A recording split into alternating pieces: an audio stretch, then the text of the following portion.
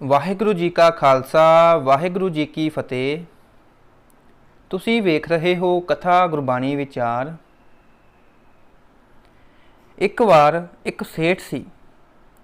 ਉਸ ਦਾ ਕਾਰੋਬਾਰ ਨਾ ਚੱਲੇ। ਮਿਹਨਤ ਤਾਂ ਬਹੁਤ ਕਰਦਾ ਸੀ, ਪਰ ਕੋਈ ਗੱਲ ਨਾ ਬਣੇ। ਅੱਜ ਕੱਲ੍ਹ ਇਹ ਬਹੁਤ ਲੋਕਾਂ ਦੀ ਮੁਸ਼ਕਲ ਹੋ ਗਈ ਹੈ। ਘਰਾਂ ਵਿੱਚ ਪੈਸੇ ਦੀ ਬਹੁਤ ਤੰਗੀ ਹੈ, ਕਾਰੋਬਾਰ ਚੱਲ ਨਹੀਂ ਰਹੇ। ਤਾਂ ਸੰਗਤ ਜੀ, ਲੋਕ ਵਹਿਮਾਂ ਭਰਮਾਂ ਵਿੱਚ ਪੈ ਜਾਂਦੇ ਨੇ। ਲੋਕ ਇੱਕ ਦੂਜੇ 'ਤੇ ਦੋਸ਼ ਲਾਉਣ ਲੱਗ ਜਾਂਦੇ ਨੇ ਕਿ ਫਲਾਣੇ ਬੰਦੇ ਨੇ ਮੇਰਾ ਕੰਮ ਨਹੀਂ ਚੱਲਣ ਦਿੱਤਾ, ਫਲਾਣੇ ਬੰਦੇ ਨੇ ਮੇਰਾ ਕੰਮ ਵਿਗਾੜ ਦਿੱਤਾ ਹੈ, ਉਸ ਨੇ ਨਜ਼ਰ ਲਾ ਦਿੱਤੀ ਹੈ। ਸਾਨੂੰ ਵੀ ਕਿਸੇ ਉਪਦੇਸ਼ ਦੀ ਲੋੜ ਪੈਂਦੀ ਹੈ। ਦੇਖੋ, ਜਦੋਂ ਉਹ ਸੇਠ ਦਾ ਕਾਰੋਬਾਰ ਨਾ ਚੱਲੇ ਤਾਂ ਉਹ ਇੱਕ ਫਕੀਰ ਕੋਲ ਚਲਿਆ ਗਿਆ ਅਤੇ ਕਹਿੰਦਾ, ਮਹਾਂਪੁਰਸ਼ੋ, ਕਾਰੋਬਾਰ ਨਹੀਂ ਚੱਲ ਰਿਹਾ, ਕੰਮ ਵਿੱਚ ਬਰਕਤ ਨਹੀਂ ਪੈ ਰਹੀ, ਮੈਨੂੰ ਕੋਈ ਉਪਦੇਸ਼ ਦਿਓ ਕਿ ਕਾਰੋਬਾਰ ਵਿੱਚ ਬਰਕਤ ਪਏ। ਤਾਂ ਉਸ ਫਕੀਰ ਨੇ ਸਿਰ ਨਾ ਉੱਪਰ ਚੁੱਕਿਆ, ਬਸ ਅੱਖਾਂ ਬੰਦ ਉਹ ਫਕੀਰ ਸਹਿਜ ਵਿੱਚ ਬੋਲਿਆ, ਘੱਟ ਤੋਲਣਾ ਬੰਦ ਕਰ ਦਿਓ, ਬਰਕਤ ਉਹ ਸੱਚੇ ਪਾਤਸ਼ਾਹ ਆਪੇ ਕਰੂਗਾ। ਇੱਕਦਮ ਉਸ ਬੰਦੇ ਦਾ ਸਿਰ ਤੋਂ ਪੈਰਾਂ ਤੱਕ ਮਨ ਹਿੱਲ ਗਿਆ ਕਿ ਇਹਨੂੰ ਕਿਵੇਂ ਪਤਾ ਲੱਗਾ ਕਿ ਮੈਂ ਘੱਟ ਤੋਲਦਾ ਹਾਂ। ਮੈਂ ਕੁਝ ਨਾ ਕੁਝ ਘੱਟ ਤੋਲ ਕੇ ਪੈਸੇ ਜੋੜਨਾ ਚਾਹੁੰਦਾ ਹਾਂ, ਪਰ ਬਰਕਤ ਨਹੀਂ ਪੈਂਦੀ। ਫਕੀਰ ਨੂੰ ਕਿਵੇਂ ਪਤਾ ਚੱਲਿਆ ਕਿ ਮੈਂ ਘੱਟ ਤੋਲਦਾ ਹਾਂ? ਅਤੇ ਸਾਧੂ ਫਕੀਰ ਕਹਿੰਦਾ ਕਿ ਘੱਟ ਤੋਲਿਆ ਕਰ, ਬੇਈਮਾਨੀ ਨਾ ਕਰਿਆ ਕਰ, ਰੱਬ ਆਪੇ ਹੀ ਬਰਕਤਾਂ ਪਾਏਗਾ।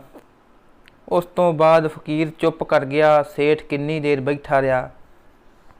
ਸਾਧੂ ਨੇ ਕੋਈ ਉਪਦੇਸ਼ ਨਾ ਦਿੱਤਾ ਅਤੇ ਸਾਧੂ ਉਸ ਫਕੀਰ ਦੇ ਪਹਿਲੇ ਉਪਦੇਸ਼ ਦਿੱਤੇ ਨੂੰ ਮਨ ਵਿੱਚ ਧਾਰ ਕੇ ਪੱਕਾ ਬੰਨ੍ਹ ਲਿਆ ਕਿ ਕਿਸੇ ਨਾਲ ਬੇਈਮਾਨੀ ਨਹੀਂ ਕਰਨੀ, ਧੋਖਾ ਨਹੀਂ ਕਰਨਾ।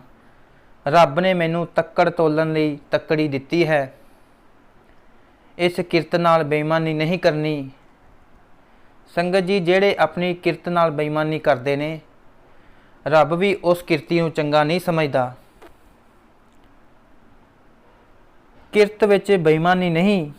ਜਦ ਉਹ ਸੇਠ ਨੇ ਉਪਦੇਸ਼ ਧਾਰਨ ਕੀਤਾ, ਉਸਨੇ ਘੱਟ ਤੋਲਣਾ ਬੰਦ ਕਰ ਦਿੱਤਾ।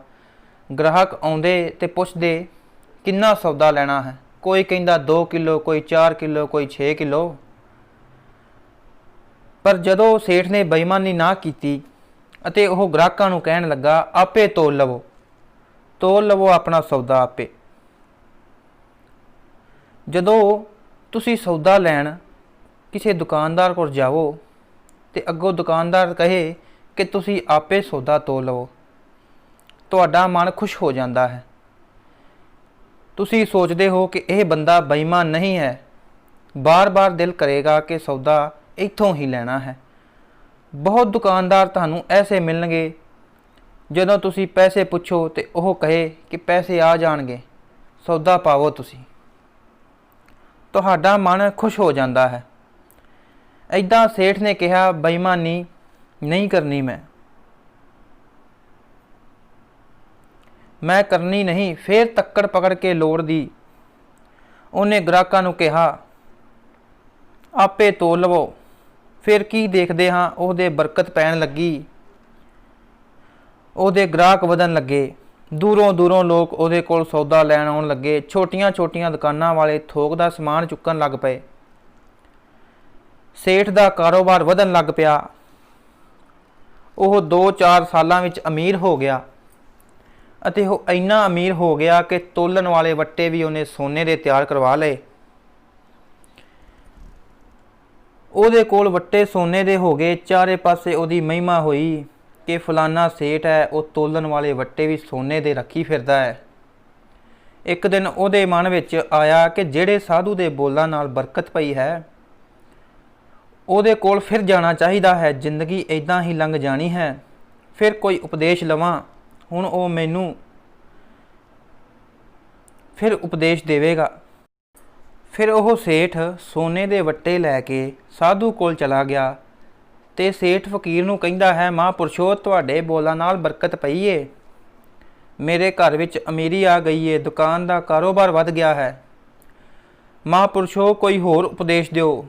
ਤੁਹਾਡੇ ਬੋਲਾਂ ਦੇ ਨਾਲ ਇੰਨੀ ਬਰਕਤ ਪਈ ਹੈ ਕਿ ਹੁਣ ਮੈਂ ਸੋਨੇ ਦੇ ਵੱਟਿਆਂ ਨਾਲ ਤੋਲਦਾ ਹਾਂ ਸੌਦਾ, ਇੰਨਾ ਅਮੀਰ ਹੋ ਗਿਆ ਹਾਂ। ਤਾਂ ਕਹਿੰਦੇ ਉਹ ਫਕੀਰ ਨੇ ਨਜ਼ਰ ਉੱਤੇ ਨਾ ਚੁੱਕੀ, ਸਿਰ ਥੱਲੇ।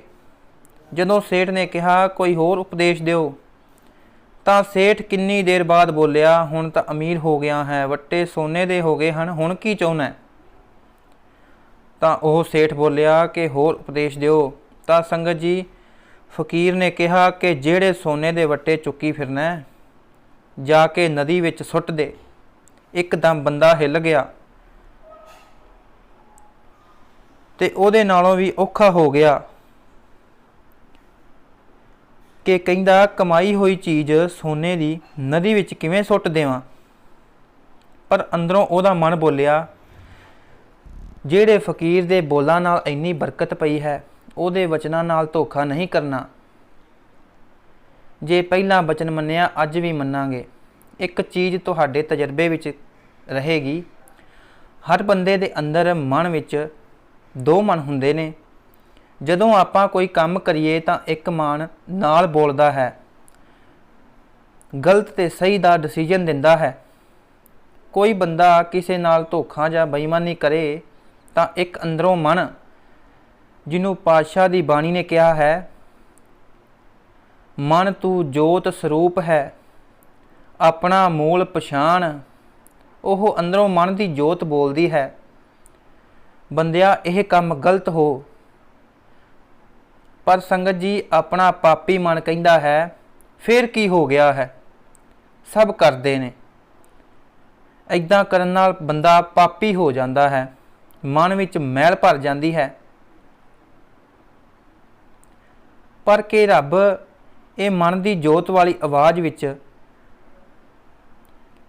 ਅਤੇ ਇਸ ਆਵਾਜ਼ ਨੂੰ ਆਤਮਾ ਨਹੀਂ ਸੁਣਦੀ,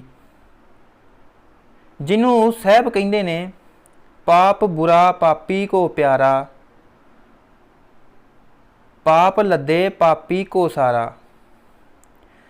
ਸਤਿਗੁਰ ਦੀ ਬਾਣੀ ਵੀ ਕਹਿੰਦੀ ਹੈ, ਇਹ ਪਾਪਾਂ ਦੀ ਮੈਲ ਨਾਲ ਦੀ ਨਾਲ ਧੋਤੀ ਜਾਏ ਤਾਂ ਕੀ ਕਰੀਏ। ਹਜ਼ੂਰ ਨੇ ਕਿਹਾ, ਇਸ ਮਨ ਵਿੱਚ ਆਪੇ ਆਪ ਮੈਲ ਭਰਦੀ ਹੈ, ਮੈਲ ਭਰਨੀ ਨਹੀਂ ਪੈਂਦੀ, ਕਰਮ ਕਰਨੇ ਨਹੀਂ ਪੈਂਦੇ, ਆਪਣੇ ਆਪ ਤੁਰ ਪੈਂਦੀ ਹੈ। ਇਹ ਜੀ ਤੁਹਾਡਾ ਤਜਰਬਾ ਰਹਿਣਾ ਹੈ। ਆਪਾਂ ਹੁਣ ਕਣਕ ਬੀਜਣੀ ਹੈ ਜੀ, ਉਹਦੇ ਵਿੱਚ ਜੋ ਘਾਹ ਉੱਗਿਆ ਹੈ ਉਹ ਆਪੇ ਉੱਗ ਜਾਂਦਾ ਹੈ, ਆਪਾਂ ਨਹੀਂ ਬੀਜਿਆ ਉਹ। ਇਹ ਮਨੁੱਖ ਚੰਗੇ ਕਰਮ ਬੀਜਣੇ ਪੈਂਦੇ ਹਨ, ਮਾੜੇ ਕਰਮ ਬੀਜਣੇ ਨਹੀਂ ਪੈਂਦੇ, ਉਹ ਨਾਲ ਆਪੇ ਉੱਗ ਖੜਦੇ ਨੇ। ਉਹਦੀ ਸਫਾਈ ਵਾਸਤੇ ਗੁਰੂ ਨਾਨਕ ਪਾਤਸ਼ਾਹ ਕਹਿੰਦੇ ਨੇ, ਭਲਿਆ ਜੇ ਨਾਲ ਤੇਰੀ ਮੱਤ ਵਿੱਚ ਮੈਲ ਭਰਦੀ ਜਾਏ, ਉਸ ਨੂੰ ਧੋਣ ਲਈ ਪ੍ਰਬੰਧ ਕਰ। ਉਹ ਮਨ ਦੀ ਮੈਲ, ਪਾਪਾਂ ਦੀ ਮੈਲ ਪਾਪ ਨਾ ਬਣ ਜਾਏ। ਇਹ ਮੈਲ ਧੋਣ ਦਾ ਪ੍ਰਬੰਧ ਕਰ। ਇੱਕੋ ਹੀ ਹੈ।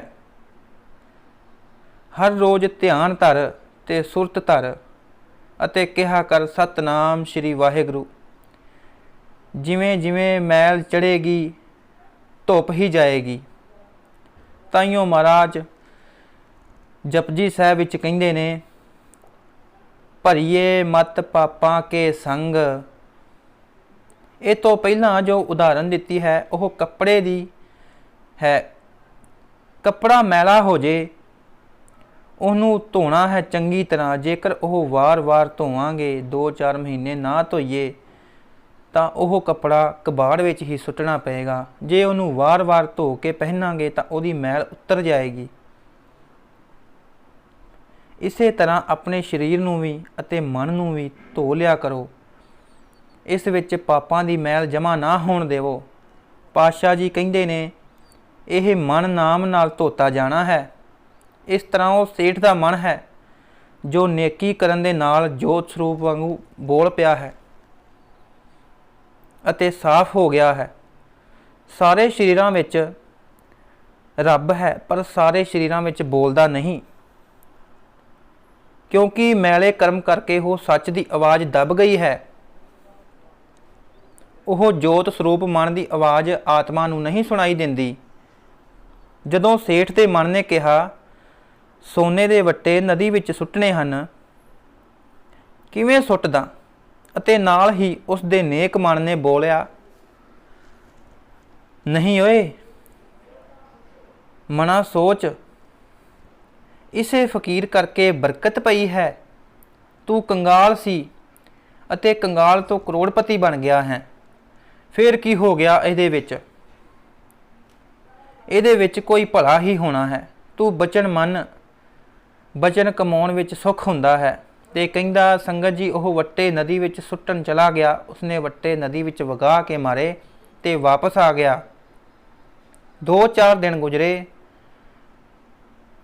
ਅਤੇ 2-4 ਦਿਨਾਂ ਬਾਅਦ ਜਿਹੜੇ ਛੋਟੀਆਂ ਦੁਕਾਨਾਂ ਵਾਲੇ ਨਦੀ ਤੋਂ ਪਾਰ ਉਹਨਾਂ ਪਿੰਡਾਂ ਤੋਂ ਉਹਦੇ ਕੋਲ ਸੌਦਾ ਲੈਣ ਆਉਂਦੇ ਸਨ। ਕਹਿੰਦੇ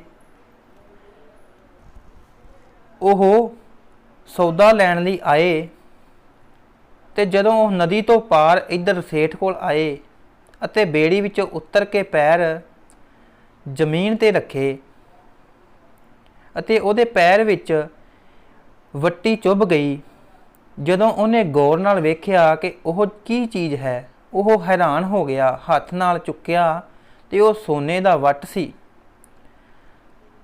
ਉਹਨੇ ਹੋਰ 2-4 ਦਿਨ ਲੱਭੇ ਤੇ ਨਾਲ ਬੰਦਿਆਂ ਨੂੰ ਕਿਹਾ ਇਹ ਤਾਂ ਸੋਨੇ ਦੇ ਵੱਟੇ ਹਨ, ਇਹ ਕਿੱਥੋਂ ਆਏ ਹਨ? ਸੋਨੇ ਦੇ ਵੱਟੇ ਇੱਕੋ ਹੀ ਸੇਠ ਦੇ ਹਨ, ਕਿਸੇ ਹੋਰ ਕੋਲ ਨਹੀਂ। ਉਹ ਸੇਠ ਬੜਾ ਇਮਾਨਦਾਰ ਹੈ। ਹੋ ਸਕਦਾ ਹੈ ਉਹਦੇ ਵੱਟੇ ਕੋਈ ਚੋਰੀ ਕਰਕੇ ਲਿਜਾ ਰਿਹਾ ਹੋਏ ਤੇ ਵੱਟੇ ਨਦੀ ਵਿੱਚ ਡਿੱਗ ਪਏ ਹੋਣ। ਉਹਦੇ ਵੱਟੇ ਵਾਪਸ ਕਰਨੇ ਹਨ। ਉਹ ਸਭ ਸੇਠ ਦੀ ਦੁਕਾਨ ਤੇ ਪਹੁੰਚੇ। ਜਾ ਕੇ ਸੇਠ ਦੇ ਵੱਟੇ ਦੇ ਕੇ ਕਹਿੰਦੇ ਸੇਠ ਜੀ ਆਹ ਵੱਟੇ ਸੋਨੇ ਦੇ ਤੋਲਣ ਵਾਲੇ ਸਿਰਫ ਤੁਹਾਡੇ ਕੋਲ ਹਨ। ਇਹ ਸਾਨੂੰ ਨਦੀ ਦੇ ਕੰਢਿਓਂ ਮਿਲੇ ਹਨ। ਆਹ ਲਓ ਤੁਹਾਡੀ ਅਮਾਨਤ। ਸੇਠ ਨੇ ਉਹ ਵੱਟੇ ਲਏ। ਅੱਖਾਂ ਮਨ ਵਿਰਾਗ ਨਾਲ ਭਰ ਗਿਆ ਤੇ ਕਿਹਾ 2 ਮਿੰਟ ਰੁਕੋ, ਸੌਦਾ ਬਾਅਦ ਵਿੱਚ ਦੇਵਾਂਗਾ। ਪਹਿਲਾਂ ਵੱਟੇ ਲੈ ਕੇ ਫਕੀਰ ਕੋਲ ਗਿਆ ਜਿੱਥੇ ਉਹ ਸਾਧੂ ਬੈਠਾ ਸੀ ਅਤੇ ਫਕੀਰ ਨੂੰ ਕਹਿੰਦਾ ਮਹਾਂਪੁਰਸ਼ੋ,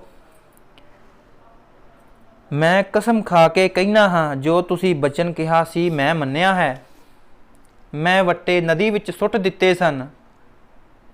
3-4 ਦਿਨਾਂ ਬਾਅਦ ਕਿਸੇ ਨੂੰ ਲੱਭ ਗਏ ਸੀ ਤੇ ਮੈਨੂੰ ਦੇਣ ਆ ਗਏ ਹਨ। ਹੁਣ ਤੁਸੀਂ ਮੈਨੂੰ ਦੱਸੋ ਕਿ ਮੈਂ ਕੀ ਕਰਾਂ? ਤੁਹਾਡਾ ਬਚਨ ਮੈਂ ਮੰਨਿਆ, ਜੋ ਤੁਸੀਂ ਕਿਹਾ ਵੱਟੇ ਨਦੀ ਵਿੱਚ ਸੁੱਟ ਦੇ, ਮੈਂ ਸੁੱਟ ਦਿੱਤੇ। ਅਤੇ ਫਕੀਰ ਜੀ ਕਹਿੰਦੇ ਨੇ ਹੁਣ ਕੀ ਕਰਨਾ ਹੈ? ਵੱਟੇ ਚੱਕ ਤੇ ਘਰ ਲੈ ਜਾ। ਅਤੇ ਕਹਿੰਦੇ ਨੇ ਉਹ ਸੇਠਾ ਕਮਾਈ ਹੱਕ ਹਲਾਲ ਦੀ ਹੋਏ ਤੇ ਘਰ ਚੋਂ ਬਾਹਰ ਨਹੀਂ ਜਾਂਦੀ। ਕਮਾਈ ਕਿਸੇ ਦੀ ਹੱਕ ਦੀ ਹੋਏ ਕਿਧਰੇ ਨਹੀਂ ਜਾਂਦੀ, ਨਹੀਂ ਗਵਾਚਦੀ। ਅਤੇ ਜਿਹੜਾ ਹੱਕ ਤੇ ਹਲਾਲ ਦੀ ਕਮਾਈ ਕਰਦਾ ਹੈ ਉਸ ਦੀ ਕਮਾਈ ਰੱਬ ਦੀ ਦਰਗਾਹ ਤੱਕ ਜਾਂਦੀ ਹੈ। ਵਾਹਿਗੁਰੂ ਜੀ ਕਾ ਖਾਲਸਾ, ਵਾਹਿਗੁਰੂ ਜੀ ਕੀ ਫਤਿਹ। ਜੇਕਰ ਤੁਹਾਨੂੰ ਇਹ ਵੀਡੀਓ ਪਸੰਦ ਆਈ ਹੈ ਤਾਂ ਸ਼ੇਅਰ ਅਤੇ ਲਾਈਕ ਜ਼ਰੂਰ ਕਰਿਓ। ਨਵੀਆਂ ਵੀਡੀਓ ਲਈ ਚੈਨਲ ਨੂੰ ਸਬਸਕ੍ਰਾਈਬ ਵੀ ਕਰ ਲਵੋ।